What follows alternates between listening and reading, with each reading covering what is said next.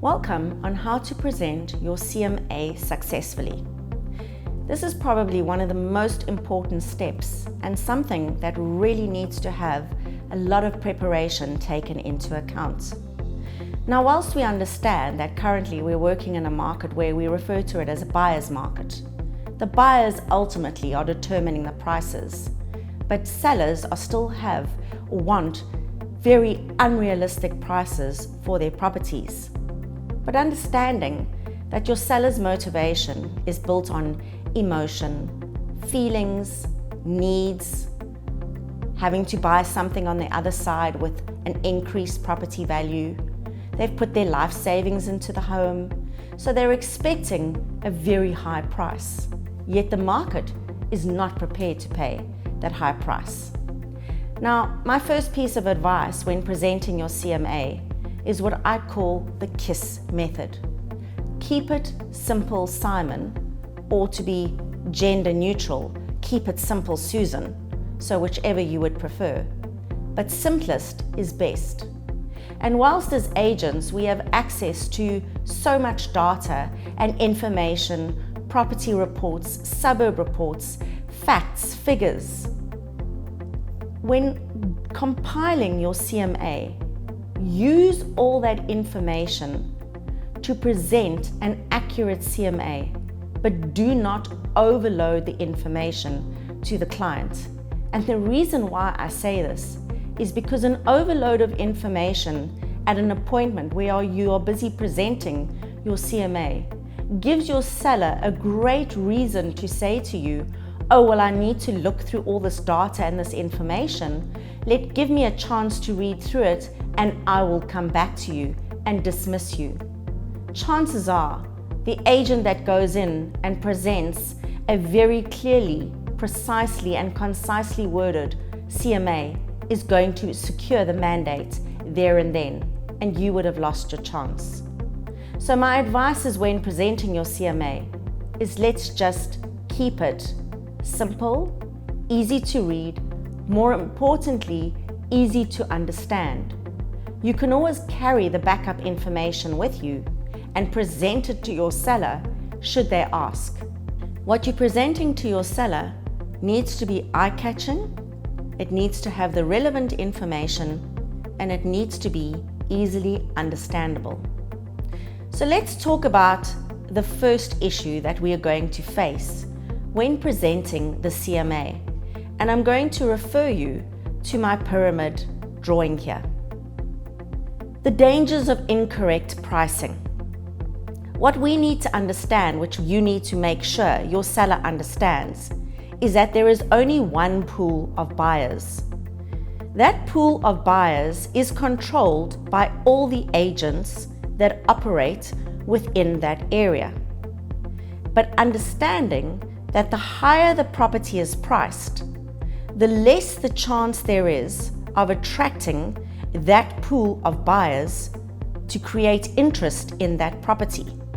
So if we look at my graph and we start off where a listing comes on the market at 10% overpriced, if we're working with a pool of buyers, let's just say for instance we've got 12 buyers, we're only going to be attracting 2% of that buyer pool when the property is sitting at 10% over fair market value. Now your chance of closing a deal with any buyer when only 2% of that buyer pool is attracted are almost less than zero. If the property comes on at a 5% over market value, you've got a buyer pool of 30%. Now, even on a buyer pool of 30%, your chances of being able to close a deal on that property are almost non-existent. If the property comes on the market at fair market value, you're attracting 60% of your buyer pool. Now, 60% of a buyer pool means you're creating interest. It's 6 out of 12 people. Chances are of getting in an offer are more than 60%. And that's really where you need to be explaining to your seller you need to be positioning it at. Because the longer the property is on the market, the bigger the buyer pool that will be attracted to it. But as I'm going to show you in the next following graph, the less the price will fall below fair market value. At less than 5% or minus 5% below market value, you've got 80% of your buyer pool. And at 10% below fair market value, you've got 92% of your buyer pool. An overpriced property does not attract buyers. In fact, it does the very opposite. It chases them away from the area. The next danger of incorrect pricing, as we can see from the graph here, is where your seller says to you, well, can we try it at a higher price and then we can always come down? Well, as we always know, and especially in the cell phone market, when Apple launch a phone or Samsung launch a phone, the prices are ridiculous to begin with. And there is a demand for those who can afford it. But for most people, what we've learned is we sit back, we wait, give it a month, give it 2 months. We understand the prices are going to come down, and then they're going to be throwing in all sorts of other incredible deals with the phone. So what do? We sit back and wait for the price to come down. That very same phenomenon happens in real estate, where the price comes on at an overpriced or inflated value. The market shows absolutely no interest in it. And in fact, what the market does is exactly what we do with cell phones. We sit back, we relax, and we wait and we watch the property price come down, and eventually it gets sold for under market value. Time never buys a better price. It's interest that does. And interest is created when that property is first exposed to the market.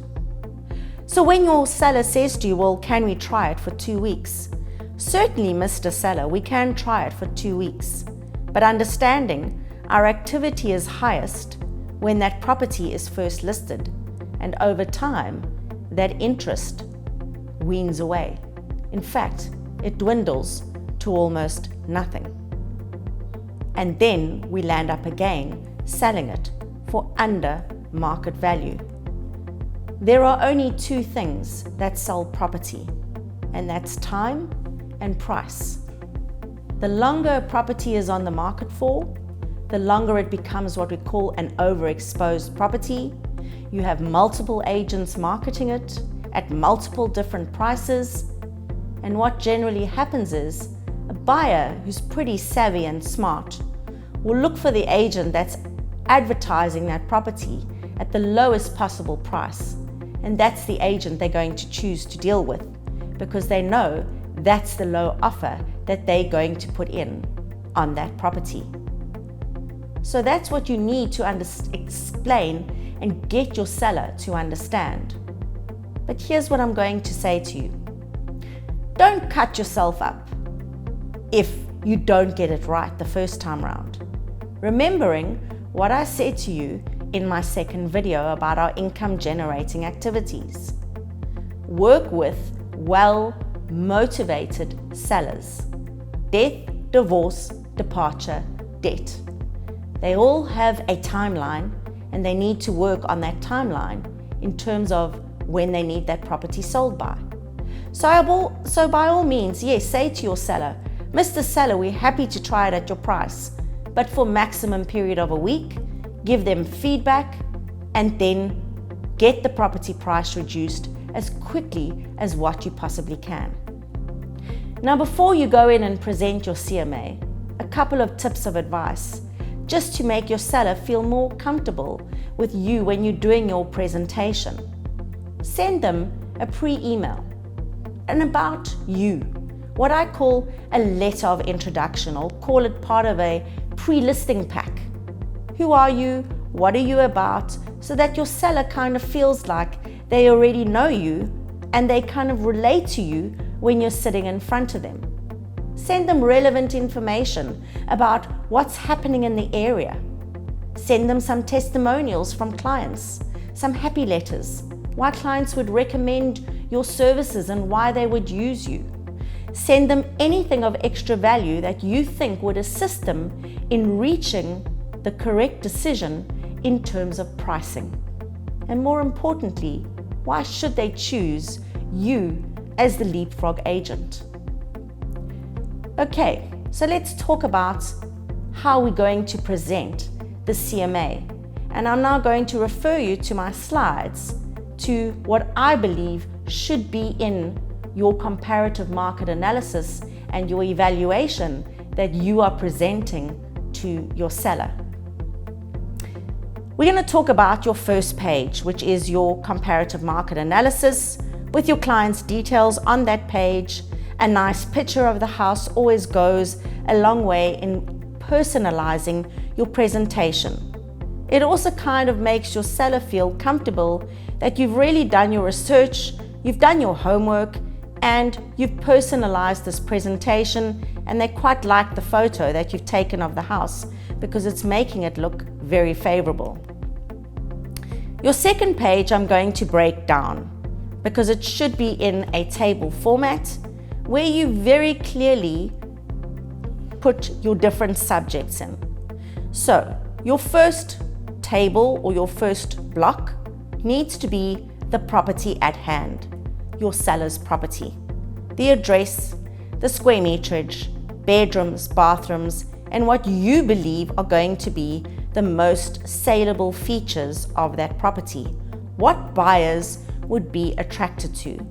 It's also a great way of ensuring that your seller agrees with the factual information that you have on the property. On the same page, you will have your second block, which you're going to call competing listings. So what is actually currently for sale that is the same or similar to the listing and the property that you are sitting at. Now, the reason why I use the word competing is because most of us, when we hear the word competition, we kind of get that little spirit inside us that says, well, if this is a competition, we want to win. And again, the same applies to your seller.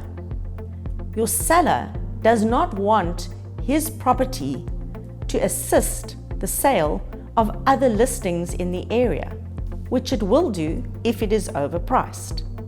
But please make sure when you are completing this second block that you are comparing apples with apples, understanding your seller has also gone and done some homework and has done some research. So a minimum of 3 competing listings in that second block: square meterage, bedrooms, bathrooms, the most popular features, and the listed price of that property. The third block that you are going to put on that page is you are going to mention the failed to sell listings, or what we call the expired listings. Again, at least 1 or 2 square meterage, bedrooms, bathrooms, features, and what the listed price of that property was. Your next block down is going to be what has recently been sold.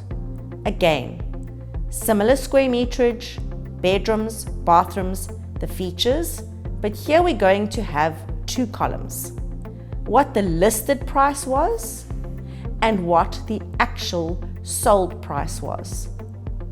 And a clever agent would actually add in an extra column because you would give what I call the differential. What was the percentage difference between listing price and sold price? Because your seller needs to understand the margins that within the buyers are working. So if the property is realistically listed, the margin in terms of what it sells at is going to be very low. It will be 5% or below. If it came on the market at an unrealistic price, then the margin between what it listed at and it sold at is more than likely going to be in excess of 15%. So let's go back to this second page, because there is a little bit of psychology in why I have presented the page the way I have. So let's go back to your second block, which is the subject property. So basically what we're doing is we're saying to your seller, right, Mr. Seller, this is your property. Agreed? Yes. Okay.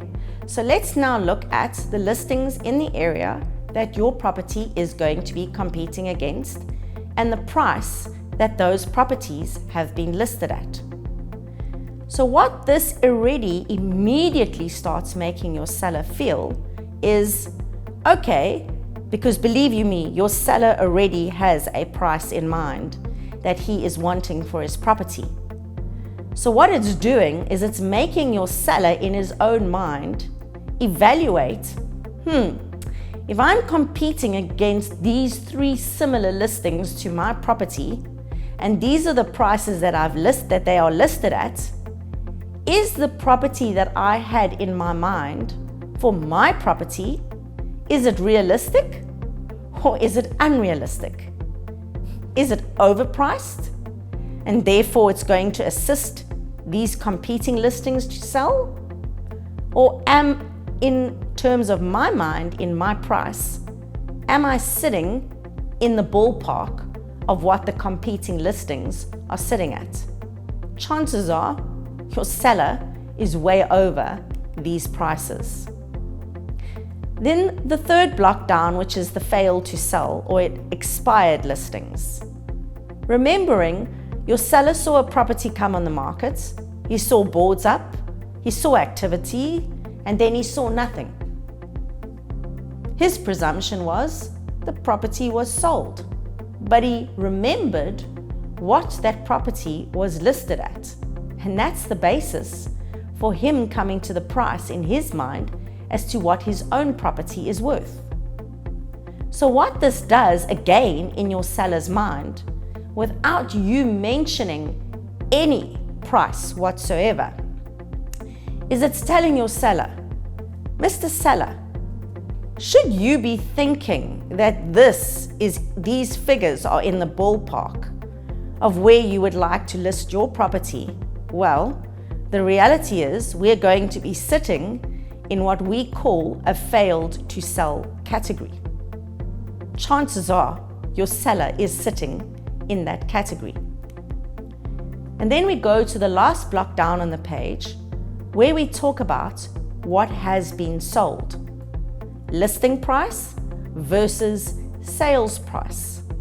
And again, it allows your seller to re-evaluate the price he has in his mind in terms of what he believes his property is worth.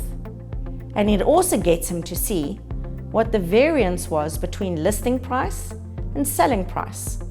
Because human nature at times and human beings can actually be very shallow. And the reason why I can say that is because sometimes we become quite good at telling little white lies. Hey Bob, I see you sold your property. Hey Joe, yes I did. So Joe, what price did you get for your property? I got my asking price. Amazing. Wow, that's awesome.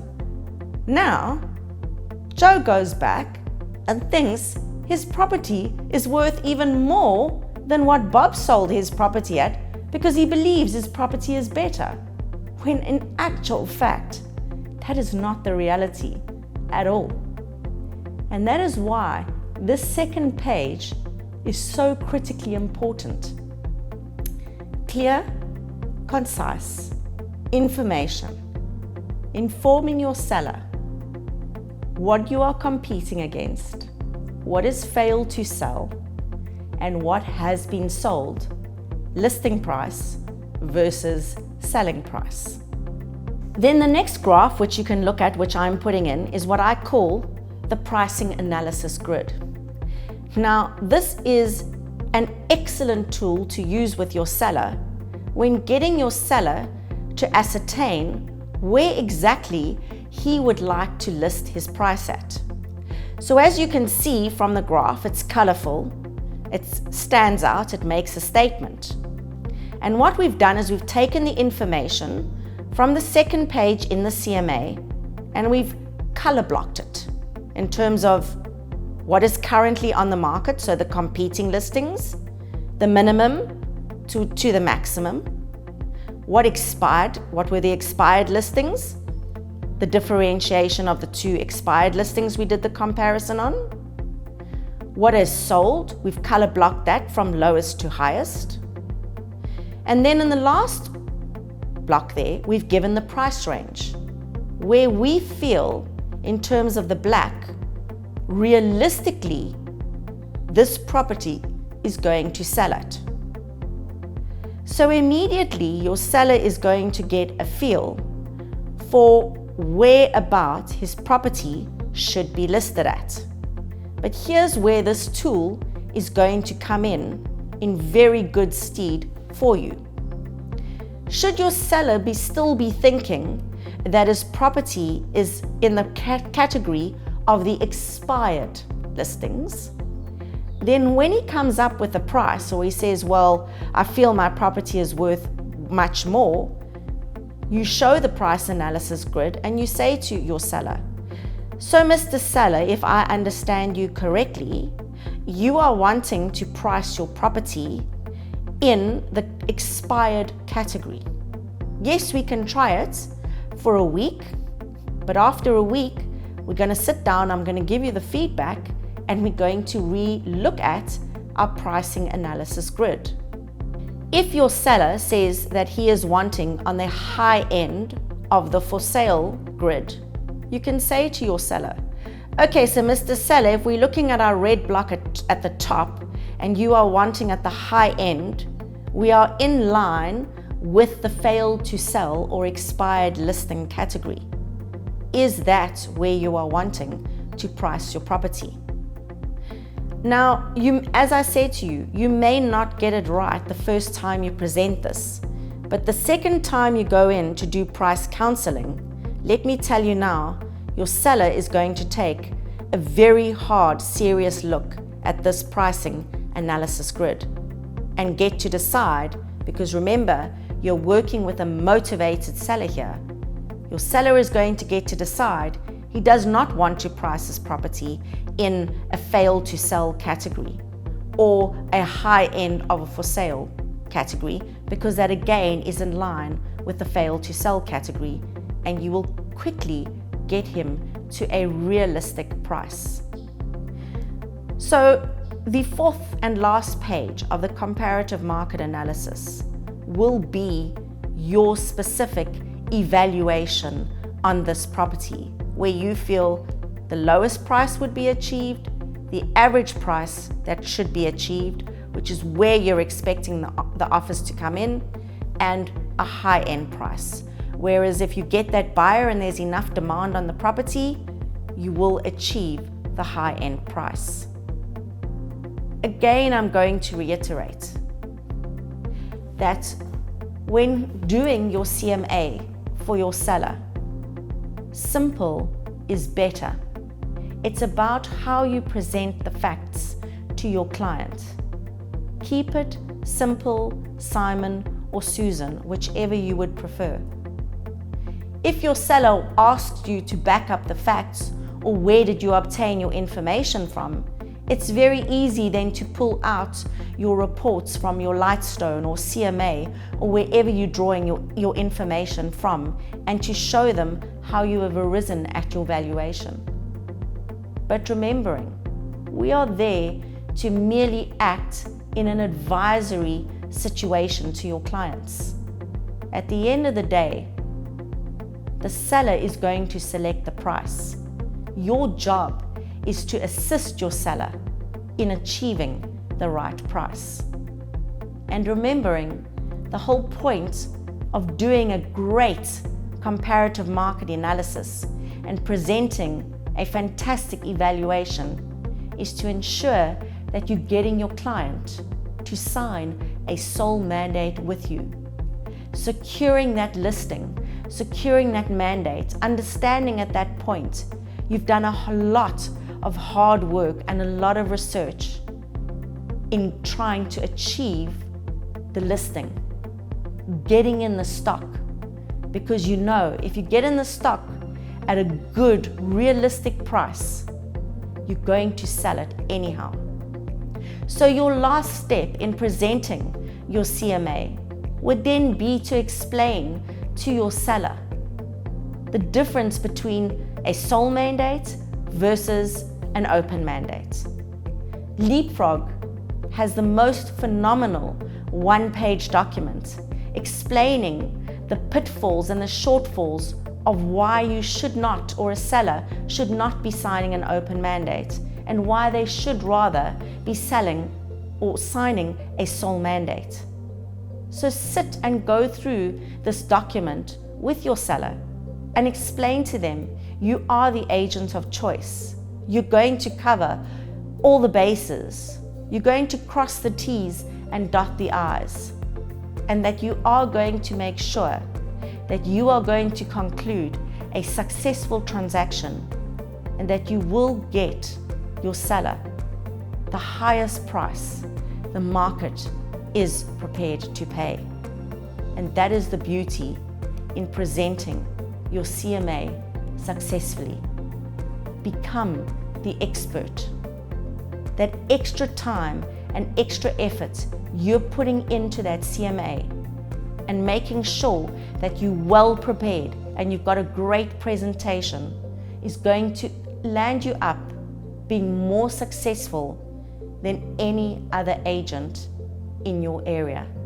And that's where you want to be.